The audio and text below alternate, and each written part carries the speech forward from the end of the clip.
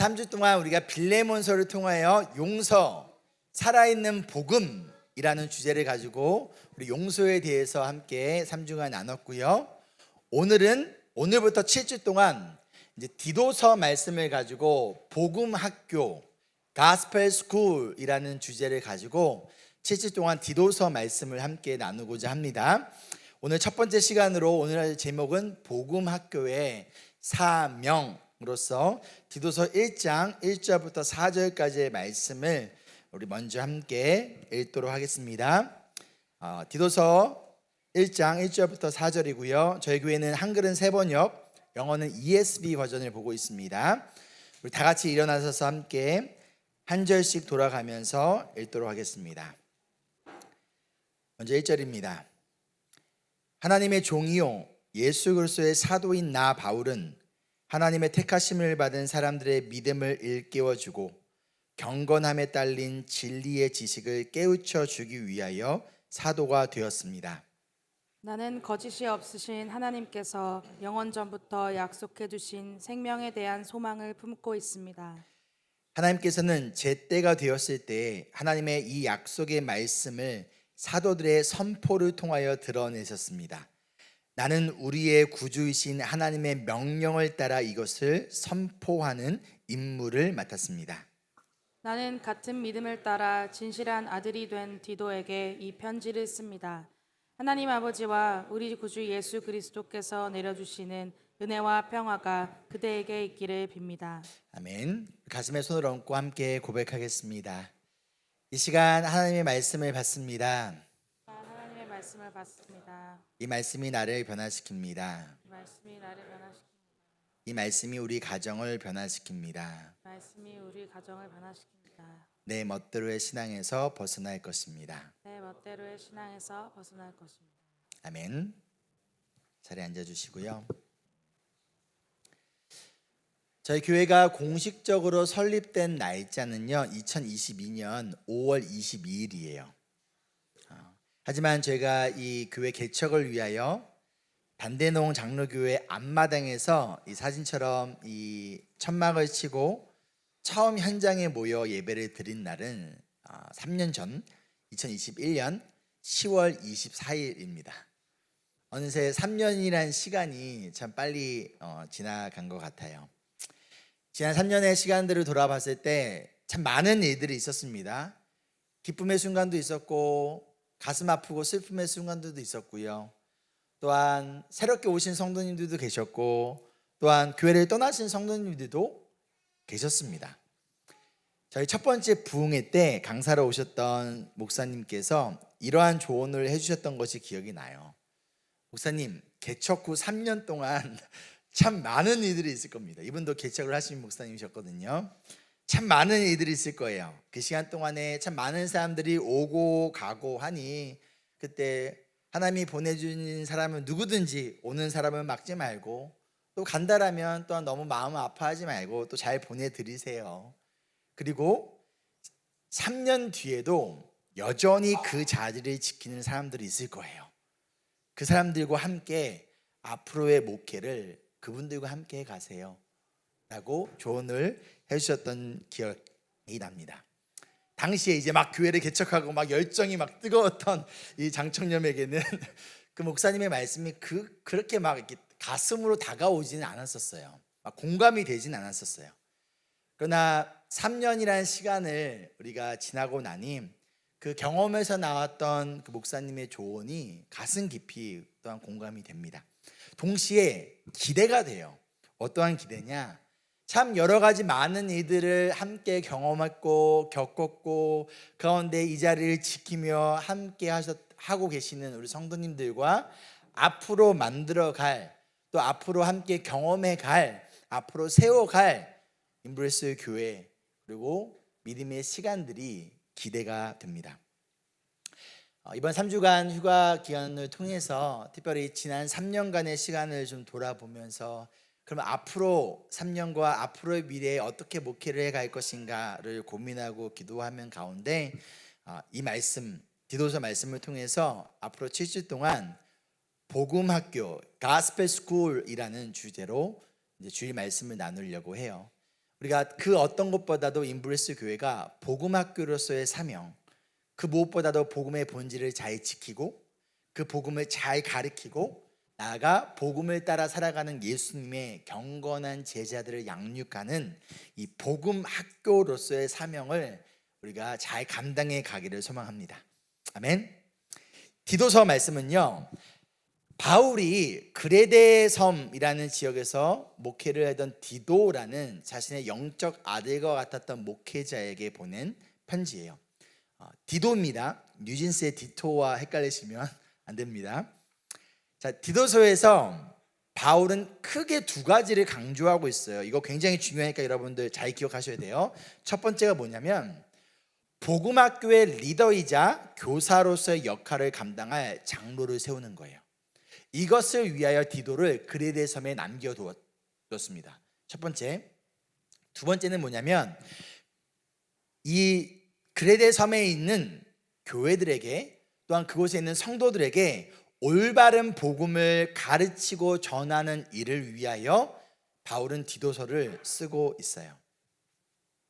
오늘 이 첫 번째 시간으로서 가장 먼저 그렇다면 복음학교로서 우리가 감당해야 될 역할과 사명은 무엇인가를 여러분과 함께 좀 나누고자 합니다. 1절 말씀 우리 함께 읽겠습니다. 시작. 하나님의 종이요 예수 그리스도의 사도인 나 바울은 하나님의 택하심을 받은 사람들의 믿음을 일깨워주고 경건함에 딸린 지식을 깨우쳐 주시기 위하여 사도가 되었습니다. 바울은 자신을 지금 어떻게 소개하고 있죠? 첫 번째로 하나님의 종, 그리고 예수 그리스도의 사도라고 소개하고 있어요. 나 한 번 설교하면 몇천 명이 믿는 사람이야 라고 소개하는 게 아니에요. 나 지금까지 내가 얼마나 많은 사람들을 살린 줄 알아? 내가 가지는 은사가 얼마나 큰지 알아? 이걸로 자신을 소개하고 있지 않아요?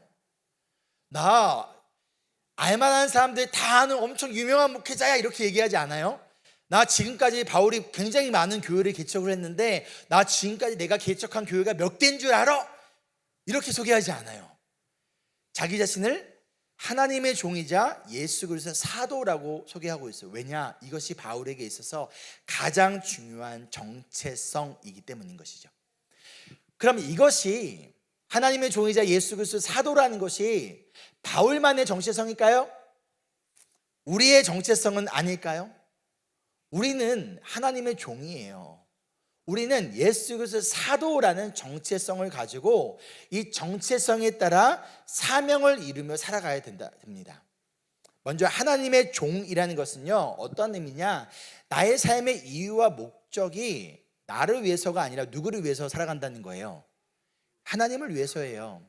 왜 공부합니까? 왜 일합니까? 왜 사역합니까?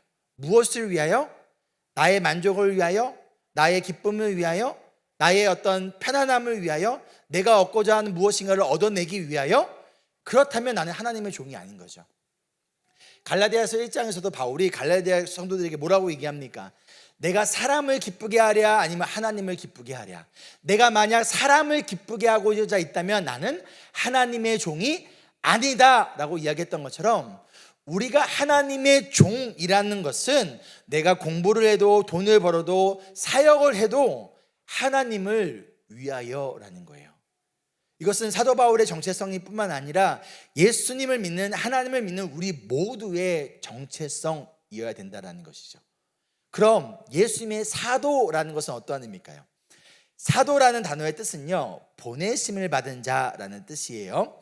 그렇기 때문에 예수 그리스도의 사도라는 것은 예수님으로부터 보내심을 받았다라는 거예요. 예수님께 주신 사명이 있다는 것이죠. 그 사명을 위하여 보내심을 받았다라는 거예요. 공식적으로 사도라는 타이틀은요, 가룟 유다를 제외한 예수님의 제자들과 사도 바울 외에는 사도라는 타이틀을 호칭을 사용하지 않습니다. 그렇기 때문에 만약 여러분들이 유튜브를 보든 아니면 주변에 누구를 보든 자기가 사도라고 말하는 사람이 있으면 여러분 멀리 하셔야 돼요. 알겠죠? 그리고 저한테 꼭 알려주세요. 중요합니다.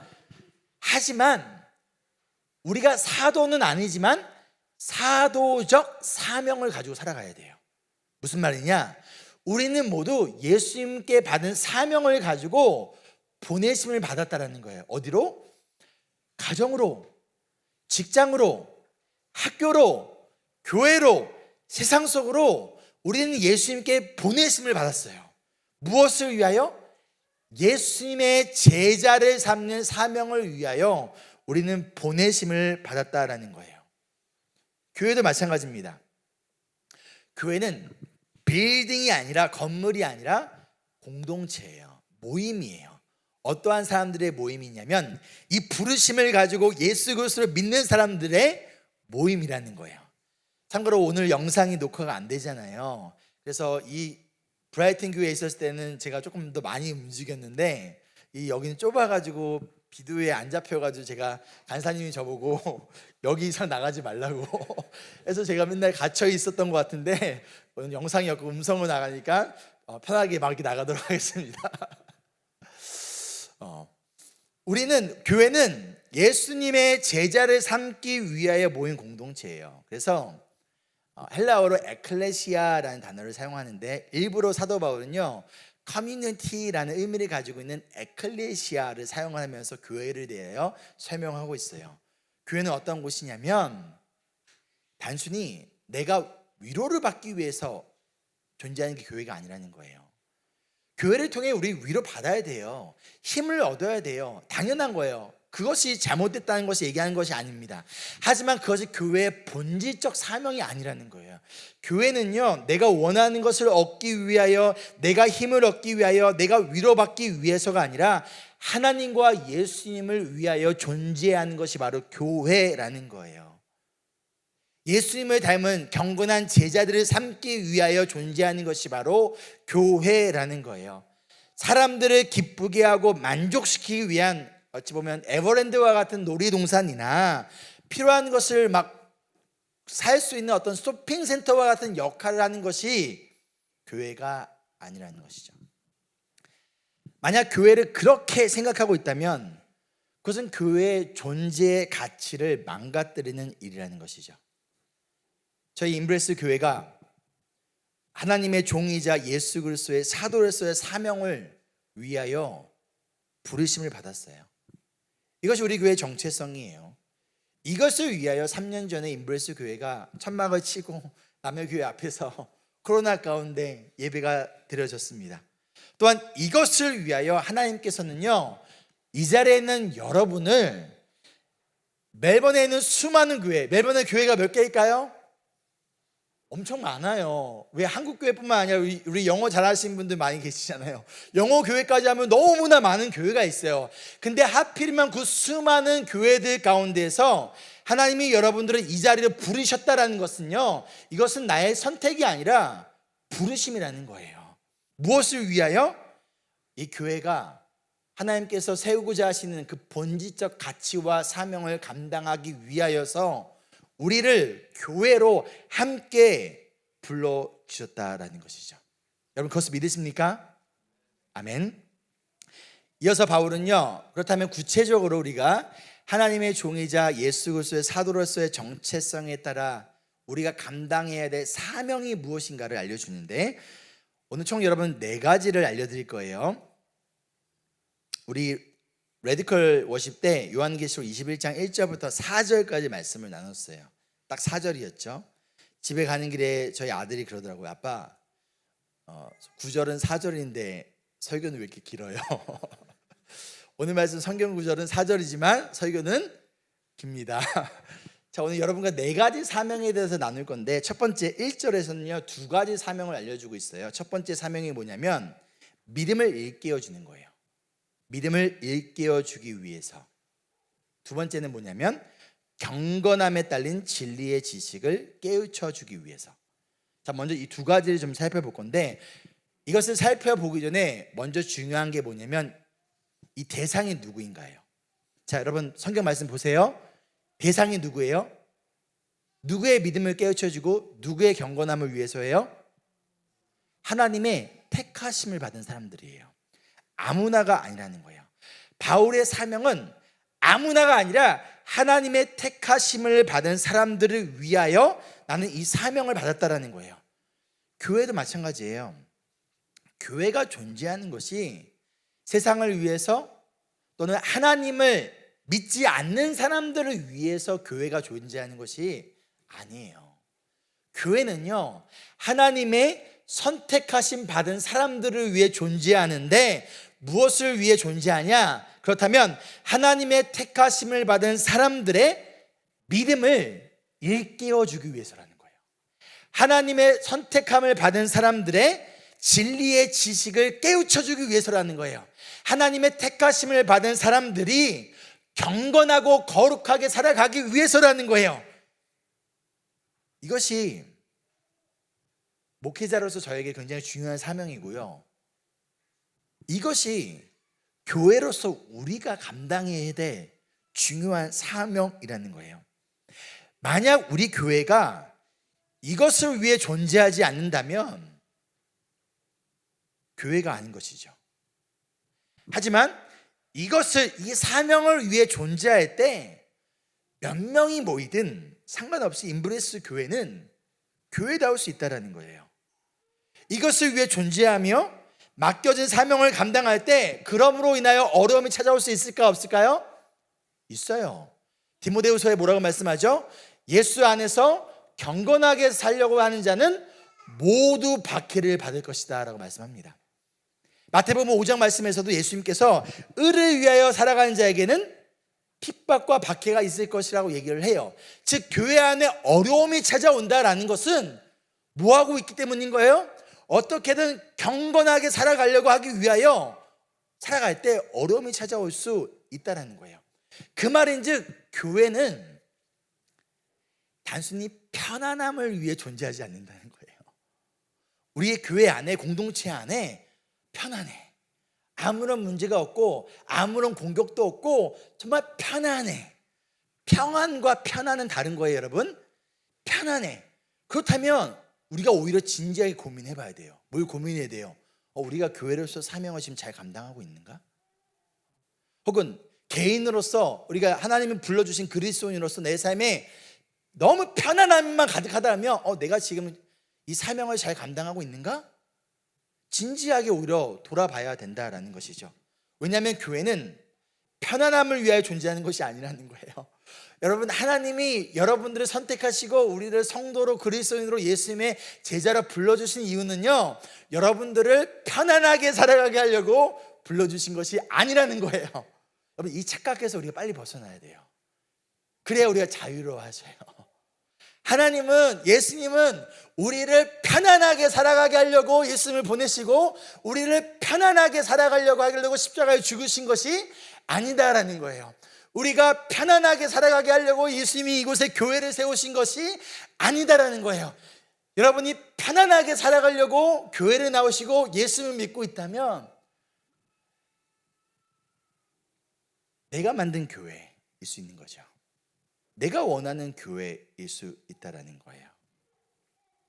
하지만 우리가 이 교회로서의 사명을 감당하며 나아갈 때 때로는 어려움들과 힘든 일이 찾아올지라도 이 시간을 통하여 하나님 우리를 더욱더 경건한 제자로, 거룩한 제자로, 성숙한 믿음의 사람으로 우리를 훈련시켜 가신다는 거예요. 왜? 이것이 하나님의 목적이기 때문이라는 것이죠. 동시에 그것을 이겨내고 견뎌낼 수 있는 힘을 주시고요, 지혜를 주시고요, 함께 감당할 수 있는 믿음의 사람들을 하나님은 붙여주십니다. 자, 그렇다면 조금 더 구체적으로 바울이 말하는 이 사명이 무엇인지를 좀 더 살펴보며 우리의 사명을 점검해 볼게요. 자, 첫 번째 사명이 무엇이었죠? 믿음을 일깨워 준다는 거예요. 누구의 믿음을 일깨워 주는 거죠? 하나님의 택하심을 받은 사람들이에요. 여기에는 두 가지 의미가 있습니다. 첫 번째 어떠한 의미냐? 하나님의 택하심을 받았지만 아직 그것을 모르는 사람들이 있어요. 그렇죠? 그들에게 복음을 전하고 그들이 복음을 듣고 복음을 가질 수 있도록 하기 위하여 우리는 이 사명을 부르심을 받았어요. 동시에 두 번째 사명은 뭐냐면 하나님의 택하심으로 내가 이미 복음을 들었어요. 복음을 믿어요. 그렇죠? 그런데 여전히 어린아이의 신앙이 머물러 있는 거예요. 그 믿음이 성장하지 못하고 성숙하지 못하고 경건하지 않게 살아가는 사람들이 있다라는 거예요. 그래서 그들에게 무엇을 깨우치냐? 그들의 믿음을 일깨워줘서 믿음의 사람으로 성장시키는 사명이 있다라는 것이죠. 너무 감사하게도 지난 3년 동안 저희 교회를 통해 처음으로 예수님을 믿고 세례를 받은 사람들이 있어요. 2명의 성인 세례자가 있었고 6명의 유아 세례자들이 있었습니다. 너무 감사한 일이죠. 또한 연약한 믿음, 어린아이의 신앙에 살아가던 사람들이 또 저희 교회를 통하여 믿음이 한 단계 성장하고 더욱더 성숙해진 사람들도 있어요. 그런데 저희 교회가 앞으로 더욱더 이 복음학교로서의 사명을 감당하기 위해서는요, 이 두 종류의 사람들 모두에게 관심을 가져야 되는 거예요. 하나님의 선택을 받았지만 아직 그것을 모른 채 복음을 알지 못하는 사람들에게 관심을 가져야 돼요. 그들에게 찾아가 복음을 전해야 되고요, 복음을 설명해줘야 되고요, 그들의 구원을 위해 기도해야 돼요. 그렇죠? 그 가운데서 기다려줘야 돼요. 인내해야 돼요. 동시에 복음을 믿고 예수를 믿는다, 나는 그리스도인이다 라고 생각하고 우리 교회에 왔지만 여전히 어린아이 신앙에 머물러 있으면서 조금만 시련과 어려움이 찾아와도 픽픽 쓰러지고 넘어지며 가운데 성장하지 못하고 어린아이 신앙 가운데 살아가는 사람들도 분명히 있다라는 거예요. 그렇다면 복음학교로서의 우리는 한쪽만 감당하는 것이 아니라 반쪽짜리 사명이 되어서는 되면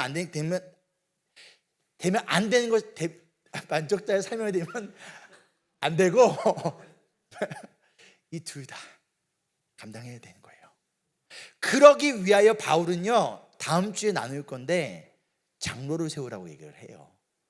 혼자서 디도가 그것을 감당할 수 없기 때문에 각 지역별로 장로들을 세워서 이 장로들이 이 사명을 디도와 함께 감당하도록 합니다.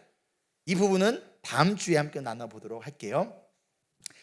저희 교회가 이 두 종류의 사람들에게 다 관심을 가지고 아직 하나님의 복음을 알지 못하는 자들에게 복음을 전하고, 알고 믿고 있지만 어린아이 신앙에 혹은 내 멋대로 신앙에 머물러 있는 사람들이 있다면 그들이 경건한 자로 예수님을 닮은 성숙한 그리스도인으로 성장해 갈 수 있도록 격려하고 복음의 진리를 깨우쳐주며 나아가는 저희 교회가 되기를 소망합니다. 그것을 위해서는요, 저 혼자 할 수 있는 일이 아니에요. 우리가 함께 이 사명을 감당해 나아가는 우리가 되기를 소망합니다. 아멘. 자, 두 번째 사명은 뭐냐면 경건함에 딸린 진리의 지식을 깨우쳐주기 위해서래요. 여러분 좀 이상하지 않아요? 뭔가 좀 헷갈리지 않아요? 경건하기 위해서라고 말하지 않아요. 경건함에 딸린 진리의 지식. 자, 조금 여러분 이해할 수 있도록 키워드 중심으로 한번 설명해 볼게요. 자, 여기에 키워드가 뭘까요? 경건, 진리, 지식이겠죠. 근데 영어 순서로 볼까요? Knowledge, Truth, Godliness. 뭐가 먼저인 거예요? 지식, 진리, 경건. 지금 먼저 진리의 지식에 대해서 좀 이야기를 해볼 건데요, 여기서 말하는 진리는 예수 그리스도의 복음을 의미합니다. 그런데 바울은 복음의 진리와, 즉 진리와 지식을 떨어뜨려서 얘기하고 있는 게 아니에요. 일부러 한 단어로 설명하고 있는 거예요. 진리라고 얘기하지 않고 진리의 지식이라고 설명하면서 이거를 분리된 것이 아니라 연결시키고 이것을 하나로 설명하고 있다는 거예요. 그것이 어떠한 의미냐면 올바른 지식 없이는 무엇을 가질 수 없다는 거예요? 올바른 진리를 믿을 수 없다는 거예요. 자, 지금 디도가 목회하던 이 그레데 섬의 문제는 뭐냐면 잘못된 진리를 전했던 많은 거짓 교사들이 있었어요. 그런데 그 거짓된 진리를, 잘못된 진리를 지식으로 받은 결과 어떤 일이 생기냐? 삶이 경건하지 못했어요. 이해되십니까? 잘못된 지식을 여러분들 우리 생각을 잘 분별해야 돼요. 그래서 에베소서 말씀에서도 영적 싸움에 대해서 얘기하면서 제일 먼저 뭐라고 얘기하냐? 구원의 투구를 쓰라고 얘기해요. 무슨 말이냐면 투구를 어디에 써요, 여러분? 헬멧을 The helmet of salvation. 헬멧을 어디에 쓰죠? 머리에 쓰는 거예요. 머리에 쓴다는 것은 뭘 지키라는 거예요? 나의 생각을 지키라는 거예요. 끊임없이 세상은 혹은 사탄은 혹은 거짓된 진리를 말하는 사람들은 우리에게 잘못된 지식을 자꾸 넣어준 거예요. 머릿속에. 그게 사실이 아닌데. 사실이 아닌 것을 머릿속에 집어넣어. 근데 내가 그것은 나의 지식으로 받아들이고 그것이 거짓인데도 불구하고 아니야 이것은 사실이야 라고 진리로 받아들이는 순간 어떤 문제가 생기는 거예요? 경건함의 문제가 생긴다는 거예요. 경건함의 문제가 생긴다는 것은 뭐냐면 우리의 삶의 문제가 찾아온다는 거예요. 그래서 여러분 우리의 지식, 잘못된 지식을 여러분 받아들이면 안 돼요. 잘못된 거짓된 루머에 받아들이면 안 돼요. 끊어내야 돼요. 지켜야 돼요. 뭐를? 우리의 생각과 지식을 지키고 그것은 아니야, 그것은 거짓된 진리야, 그것을 진리로 사실로 받아들이지 않아야 우리의 삶이 경건해질 수 있다는 거예요. 우리의 삶을 지켜낼 수 있다라는 것이죠. 그레데섬은요 당시에 무역으로 굉장히 유명했던 큰 섬이었어요. 그러면 두 가지가 있습니다. 뭐가 많으니까 첫 번째 뭐가 많죠? 돈이 많은 도시에는 무역이 큰 도시는 돈이 많아요. 그렇죠? 그런데 두 번째로 어떤 일이 항상 찾아왔냐? 신약 성경을 보면 돈이 많은 곳에는 성적 타락이 항상 함께 찾아왔었어요. 우리 소돔과 고모라도 그랬죠. 니느웨도 그렇죠. 부가 있는 곳에는 그에 따른 성적 타락이 찾아왔다는 것이죠. 그런데 그 가운데서 그리스도인들이 어떻게든 세상의 물질적인 것에 나의 소망을 두고 믿음을 두고 살아가는 것이 아니라 어떻게든 나의 삶을 성적으로 타락시키는 것이 아니라 어떻게든 경건하게 살아갈 수 있도록 올바른 진리를 전해야 되는데 그레데섬에 이 거짓된 진리를 가리켰던 거짓 교사들이 너무 많았어요. 이게 그들의 문제였어요. 그 교회가 가지고 있었던 문제였어요. 그 결과 어떠한 일이 생겼냐? 성도들의 삶이 거룩하지 않았다는 거예요. 거룩이란 set apart from the world, 세상으로부터 구별되어졌다는 것이죠. 즉 성도들의 삶이 세상과 다를 바가 없었다는 거예요. 그레데 섬에서 살고 있는 사람들이 쫓고 추구했던 돈과 명예와 커리어를 쫓았던 것처럼 성도들이 동일하게 그것을 쫓았고 그레데 섬에서 만연했던 성적 타락을 그리스도인들도 당연하게 아무렇지 않게 성적 타락을 즐기며 살아갔다라는 거예요. 그리스도인들이 넌 크리스천들과 똑같이 세상의 것들을 쫓으며 살아가고 있다는 것이죠. 그런데 바울이 그것의 문제가 무엇이냐? 바로 지식의 문제라고 얘기하고 있는 거예요. 어떠한 지식? 진리의 지식. 복음이 진짜 무엇인지 잘못 깨달은 결과가 그들의 삶이 경건하지 못했다라는 것을 이야기하고 있다는 거예요. 결국 진리는 지식이고 우리의 경건에 영향을 줄 수밖에 없다는 거예요. 잘못된 진리의 지식을 받아들이게 되면 이게 진짜야 라고 진리가 아닌데 잘못된 건데 그것을 진짜라 받아들이게 되면 우리의 삶은 경건해지지 않게 된다는 것이죠. 하지만 올바른 지식을 깨닫고 전하고 배우면 우리의 삶이 어떻게 된다는 거예요? 거룩하신 하나님과 예수님을 닮은 자처럼 경건해질 수 있다라는 것을 강조하고 있습니다. 거짓된 진리는요 불경건의 열매를 맺지만 올바른 진리는 경건의 열매를 맺어요. 예수님께서 열매를 보고 뿌리를 알 수 있다라고 말씀하셨죠. 만약 우리의 삶이 경건하지 않다면 그 원인은 뿌리의 문제라는 거예요. 내가 올바른 복음의 진리를 깨닫지 못하고 있거나 혹은 저희 교회 성도님들이 저를 포함해서 우리의 삶이 경건하지 않다면 지난 3년간의 시간을 돌아봤을 때 우리 성도님들의 삶들이 더욱더 경건해지지 않았다면 혹은 경건하게 살고자 하는 열정들이 우리 가운데 일어나지 않았다면 그럼 제가 잘못된 진리를 가르쳤다는 거겠죠. 그렇죠? 그럼 어떻게 해야 돼요? 어떻게 해야 될까요? 더 이상 얘기하지 않겠습니다. 목회자로서 또 저의 우리 교회로서 우리의 너무나 중요한 사명은요, 우리 교회가 하나님의 선택받은 사람들이 하나님의 그리고 예수 그리스도를 믿고 거기로 멈추는 것이 아니라 예수님이 닮은 경건한 제자로 계속 세워지고 성장해 갈 수 있도록 도와주는 것, 그 믿음을 깨우쳐 주는 것, 이것이 우리의 사명이라는 것이죠. 그런데 그러기 위하여 이 진리의 지식은 믿음과 경건의 연결고리가 되어진다는 거예요. 1절에 보면 믿음을 얘기하고 진리와 지식을 얘기하고 경건을 얘기를 해요. 즉 진리의 지식, 올바른 복음의 진리를 지식으로 받아들일 때 우리는 믿음을 가지게 되는 거고요. 그랬을 때 어떻게 되는 거예요? 경건한 삶으로 이어질 수 있다는 거예요. 그래서 올바른 말씀을 가리키는 것, 올바른 복음을 가리키는 거 너무나 중요해요. 왜? 잘못된 복음, 잘못된 진리를 배우면 믿음이 생기지 않아요.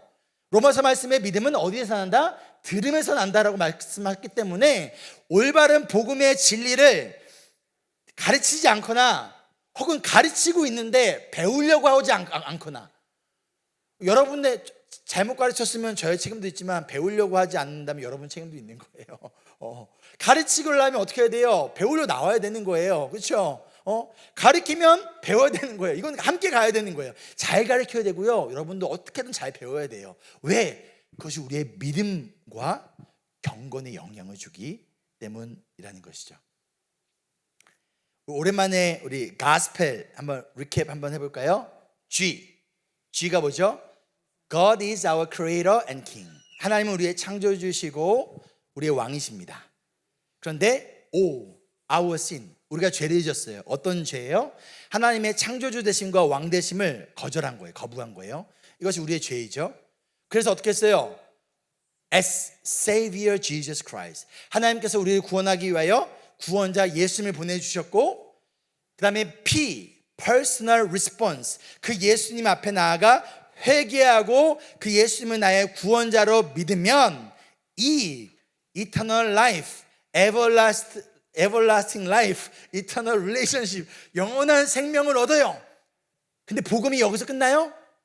아니죠. 마지막 L 같이 읽어볼까요? 시작. Life transformation. 우리의 삶이 변화되어진다는 것이죠. 이게 복음이라는 거예요. 진정한 복음은 우리의 삶을 경건하게 변화시키는 데까지 이끌어가는 것이 복음의 능력이라는 거예요. 내가 예수님을 10년 전에 믿었는데 그 10년 전에 믿었던 때와 지금이나 나의 삶의 경건에 변화가 없더라면 이것은 문제가 있는 것이죠. 진정한 복음을 듣고 이 진리의 지식을 받아들이고 배우고 깨닫고 깨달을수록 그 열매로서 나타나는 것이 life transformation, 우리의 삶의 변화로 이어진다라는 것이죠. 이어진 2절 말씀 한번 읽어볼까요? 시작. 나는 거짓이 없으신 하나님께서 영원 전부터 약속해 두신 영생에 대한 소망을 품고 있습니다. 자, 우리 교회가 감당해야 될 세 번째 사명은요, 영원한 생명에 대한 소망을 품고 살아가게 하는 거예요. 여러분, 누군가가 여러분에게 물어보는 거, 우리 대성 성도님한테 물어보는 것이죠. 영어 성도님한테 물어봐요. 당신의 소망은 무엇인가요? 뭐라고 여러분 대답하시겠습니까? 나 지금 이런 삶의 문제가 있어요. 이 문제가 해결되는 게 나의 소망이에요. 라고 혹시 얘기하고 있습니까? 아니면 나 가지고 싶은 거 있고 얻고 싶은 거 있고 내 인생에 이 어치브하고 싶은 게 있는데 그게 나의 소망이에요. 라고 이야기하고 하시겠습니까? 바울이 지금 영원한 생명이 나의 소망이다라고 말하고 있는 이유는 뭐냐면, 그 당시 그레데에 살고 있었던 많은 사람들이, 그리스도인들을 포함하여 그들이 영원한 생명의 소망을 두고 살아가는 것이 아니라 이 땅의 것에 소망을 두고 살아가고 있었기 때문인 거예요. 돈과 커리어와 명예와 섹스와 등등등 이런 것들의 소망을 두고 살아가고 있었기 때문이라는 것이죠. 그래서 바울은 지금 너네 소망이 뭐니? rhetorical question이라고 해요. 이런 걸요. 수사학적 질문이에요. 너네는 세상의 것에 소망을 두고 살아가고 있니? 아니야, 그것은 진짜 소망이 아니야. 나는 영원한 생명의 소망을 두고 살아가고 있어 라고 이야기하고 있어요. 그 이유가 뭐냐? 이 영원한 생명은 어디부터 왔대요? 누가 약속하신 거래요? 하나님께서 언제? 영원전부터. 하나님이 영원전부터 약속하셨다는 것이 어떤 의미일까요? 하나님이 영원전부터 약속하셨대. 그게 어떤 의미일까요? 변하지 않는다는 거예요. 즉 변하는 것은 소망이 아니라는 거예요. 예전에 제가 멜번대 학생들 바이오메디신 공부하는 멜번대 학생들이 한 8명이 성경 공부를 해달라고 요청을 왔던 적이 있어요. 그래서 같이 한 10개월 정도 성경 공부를 했는데 제일 먼저 같이 성경 공부했던 말씀이 뭐냐면 골로새서 말씀이었어요.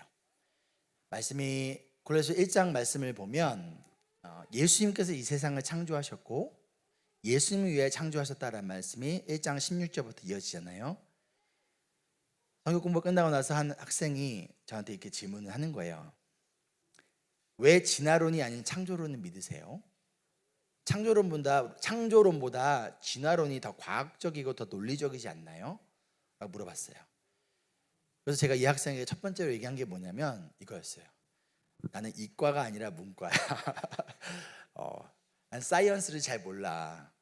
하지만 내가 알기로는 이제 더 이상 찰스 다윈의 진화론을, 찰스 다윈의 에볼루션 티오리를 믿지 않잖아.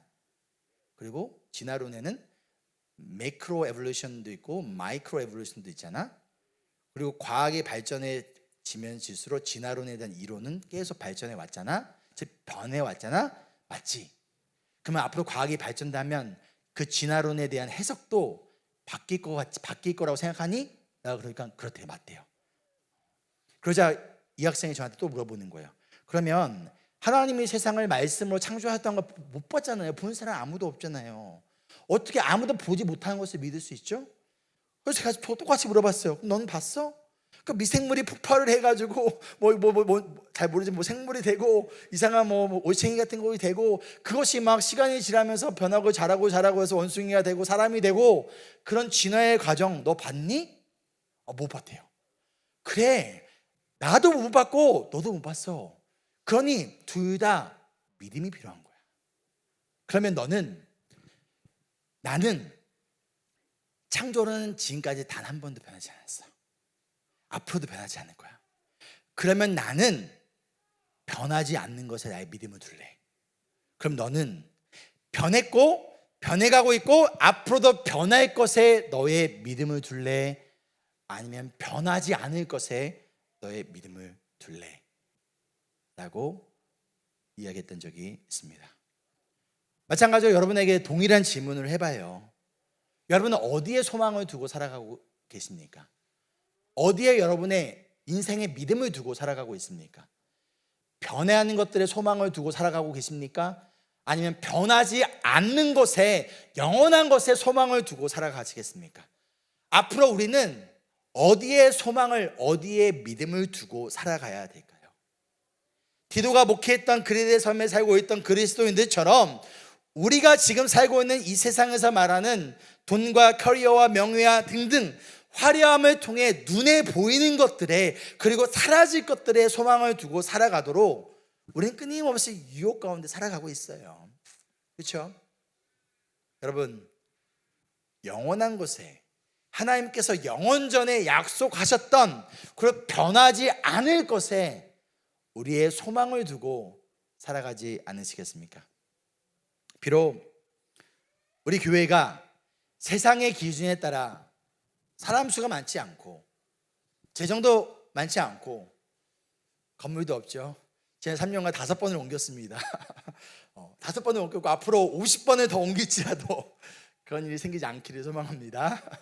하지만 그럼에도 불구하고 우리가 그런 것에 소망을 두고 살아가는 것이 아니라 하나님께서 영원전부터 약속하신 영원한 생명의 소망을 품고 살아가는 교회, 그리고 세상에 잘못된 것에 소망을 두고 살아가고 있는 사람들이 우리 교회에 와서 그들의 소망이 하나님께로, 영원한 생명으로, 예수 그리스도로 변화되어 줄 수 있도록 믿음을 깨우치게 도와주고 그들을 양육하고 도와주고 나아가는 우리 교회와 우리 모두가 되기를 소망합니다. 이것이 우리 교회의 사명이라는 거예요. 아멘. 복음학교로서 우리 교회가 감당할 네 번째 사명은요, 전도입니다. 3절 우리 함께 읽어볼까요? 시작. 하나님께서는 제때가 되었을 때에 하나님의 이 약속의 말씀을 사도들의 선포를 통하여 드러내셨습니다. 나는 우리의 구주이신 하나님의 명령을 따라 이것을 선포하는 임무를 맡았습니다. 자, 하나님 때에 하나님의 약속의 말씀은 복음을 의미합니다. 복음이 드러나게 하셨대요. 하나님이 복음을 드러나게 하셨는데 그 방법이 뭐였어요? 누구를 통해서? 사도들의 선포를 통해서. 여기서 말한 이 선포를 여러분 개역개정 성경을 가지고 계신 분도 있다면 전도라고 번역을 했을 거예요. 원래 원어는 캐리그마라는 헬라어 단어인데 헬라어 이 캐리그마는 전하다, 선포하다라는 의미를 가지고 있는 단어예요. 즉 뭘 얘기하고 있냐? 전도는 뭐라는 거예요? 초대가 아니라 선포라는 거예요. 여러분 우리가 종종 전도를 우리 교회에 와보세요 라고 생각하는 경우가 있어요. 그건 전도가 아니에요. 성경적 정의에 맞지 않아요. 전도는 선포하는 거예요. 하나님의 복음의 말씀을 전하는 거예요. 그것이 전도라는 거예요. 그래서 전도는 초대가 아니라 선포라는 것이죠. 복음을 그리고 하나님의 말씀을 전하는 것이 전도예요. 여러분들이 그렇게 복음을 전하고 예수님을 전했는데 단 한 명도 교회에 안 나올 수 있어요. 지금 이 순간. 지금 당장 복음을 믿지 않을 수도 있어요. 하지만 여러분들이 복음을 전했고 예수님을 전했다면 여러분은 뭐 한 거예요? 전도한 거예요. 예전에 이런 질문을 받았던 적이 있어요. 우리 성도님들 중에 목사님은 교회에만 계시고 대부분 예수님을 믿는 사람들, 성도들만 만나시니까 전도할 기회가 없으시겠어요? 라고 질문을 받았던 적이 있어요. 그래서 제가 그분에게 이렇게 얘기했어요. 아니 무슨 소리예요? 저 매주 전도해요. 그러니까, 그러세요? 어디 가서 전도하세요? 제가 그랬어요. 교회 안에서요. 왜? 전도는 복음을 전하는 거거든요. 예수님을 선포하는 게 전도라는 거예요. 전 매주 전도하고 있어요. 지금도 전도하고 있어요. 이 중에는 하나님의 선택을 받았지만 아직 복음을 깨닫지 못한 사람이 이 가운데 있을 수 있어요. 그 사람들을 위하여 저는 지금 전도하고 있는 거예요. 이 중에는요, 하나님의 선택 가운데 예수 그리스도를 믿고 복음을 믿었어요. 그러나 여전히 어린아이의 신앙 가운데 있고 믿음을 타협하고 있는 사람들이 이 가운데 있을 수 있어요. 난 그들에게 지금 전도하고 있는 거예요. 뭐하라? 경건하게 살아가야 된다. 예수님이 우리를 이렇게 살아가게 하려고 죽으신 것이 아니다. 복음을 이야기하고 진리를 이야기하고 하나님의 말씀을 전하며 전 지금 열심히 땀 흘리면서, 여러분 안 더우시죠? 저는 엄청 더워요. 이 겨드랑이 땀만 아니면 벗고 싶은데 벗을 수가 없어요. 흰 티를 입어서 하필이면. 그래서 제가 항상 검은 티를 입는 거예요. 전도하고 있는 거예요, 여러분들에게 지금. 그렇죠? 마찬가지예요. 하나님은 우리 모두를 전도자로 부르셨다라는 거예요.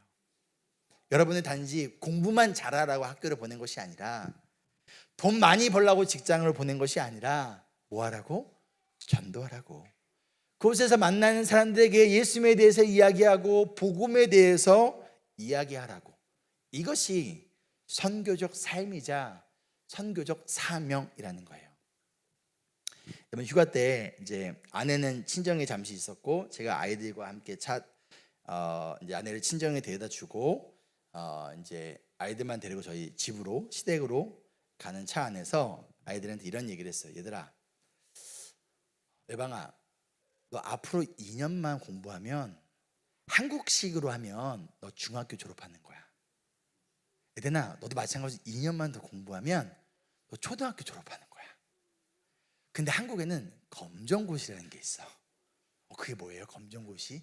그게 뭐냐면 학교를 안 가도 시험만 봐가지고 통과하면 중학교, 고등학교를 졸업했다라는 서티피켓이 나와.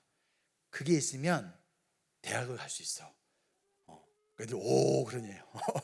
그래서 제가 뭐라고 했냐면, 그러니까 얘들아, 너는 2년만 딱 공부하고 너는 열방인 중학교 졸업, 에덴인 초등학교 졸업, 그러고 나서 아빠랑 같이 어디든 매주 전도하고 설교하고 선교하면서 한번 살아보지 않을래? 어떨 것 같니? 물어볼까? 아이들 뭐라고 했을까요? So good. That's a good idea. 이러면서 너무 좋다는 거예요.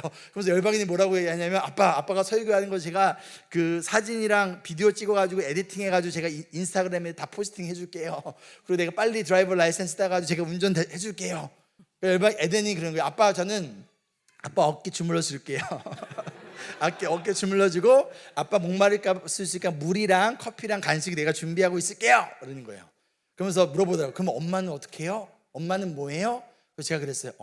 엄마는 꽃 만들어서 돈 벌어야지. 여러분, 전도의 사명이 사도 바울만의 사명이 아니라 오늘날로 하면 저와 같은 어떤 풀타임 목회자나 선교사만이 전도의 사명을 감당한 것이 아니라는 거예요. 만약 그랬다면 3절에서 바울이 우리의 구주라고 말씀하지 않았을 거예요. 뭐래요? 우리의 구주이신 하나님의 명령에 따라 이것을 선포하는 임무를 받았대요. 만약 이것이 사도 바울만의 사명이었다면 바울은 나의 구주라고 얘기했을 거예요. 그렇죠? 근데 지금 our Savior, our Lord, our Savior, 우리의 구주라는 거예요. 그 말인즉 이 전도의 사명은 단순히 교회에 초대하는 것이 아니라 복음을 전하고 여러분의 입으로 전하고 여러분이 아무리 100명을 교회에 초대했다고 하더라도 여러분들이 그 100명에게 예수님에 대해서 이야기하지 않고 저를 통해서 복음을 들었다면 그 100명 제가 전도한 거예요. 여러분이 전도한 거 아니에요. 왜? 전도는 내가 말씀을 전하고 예수님을 전하고 복음을 전하는 것이 전도이기 때문이란 거예요. 그리고 이것은 우리 모두에게 주신, 누가? 우리의 구주이신 예수님께서 우리에게 맡겨주신 사명이기 때문이라는 것이죠. 저와 우리 여러분 모두가, 우리 인블스 교회가 우리의 구주이신 하나님의 명령에 따라 이 복음을 선포하는 전도의 사명에 최선을 다하는 교회가 되기를 소망하며 축복합니다. 아멘. 말씀을 마치며 4절 말씀 함께 읽어볼까요? 시작. 나는 같은 믿음을 따라 진실한 아들이 된 디도에게 이 편지를 씁니다. 하나님 아버지와 우리 구주 예수 그리스도께서 내려주시는 은혜와 평화가 그대에게 있기를 빕니다. 바울이 디도를 뭐라고 소개하고 있어요? 진실한 아들. 영어로 보면 My true child. 내 진실한 아들이에요. 얼마나 바울이 지금 디도를 아끼고 있는지를 볼 수가 있어요. 그러면 바울이 디도를 나의 진실한 아들이라고 얘기하면서 이렇게 아끼는 이유가 뭘까요? 디도가 설교를 잘해서일까요? 디도가 엄청난 은사가 있어서 그럴까요? 아니면 디도가 바울을 재정적으로 잘 서포트했기 때문일까요? 아니에요. 그 이유를 알려줘요. 그 이유가 뭐래요? 같은 믿음을 따라. 이게 이유라는 거예요. 디도가, 바울은 디도의 능력에 대해서 얘기하지 않아요. 한 가지 딱 얘기하는 거예요. 디도, 나 진실한 아들이야. My true child. 왜? 나와 같은 믿음을 가지고 있거든. 다른 말로 나와 같은 사명을 가지고 있거든. 나와 같은 비전을 가지고 따르고 있거든. 이게 이유라는 거예요. 모세에게 누가 있었어요? 아론과 여호수아가 있었어요. 여호수아에게 누가 있었어요? 갈렙이 있었어요. 엘리야에게 누가 있었어요? 엘리사가 있었어요.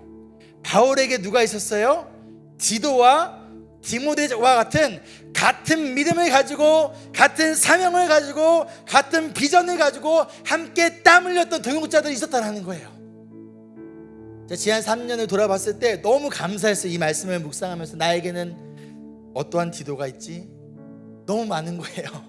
같은 믿음을 가지고 함께 헌신했던 우리 사역자들이 있고, 같은 믿음을 가지고 헌신했고 지금도 헌신하고 있는 우리 9명의 집사님들이 계시고, 같은 믿음을 가지고 같은 사명을 가지고 함께 달려나갈 이 자리에 있는 우리 모든 성도님들이 계시기 때문인 거예요. 하나님은 사명만 주시는 분이 아니라 그 사명을 함께 감당할 동역자들도 주시는 하나님이시라는 거예요. 근데 그 기준이 뭐예요? 나와 같은 MBTI를 가지고 있는가? 나와 같은 성향과 성격이 나랑 잘 맞는가?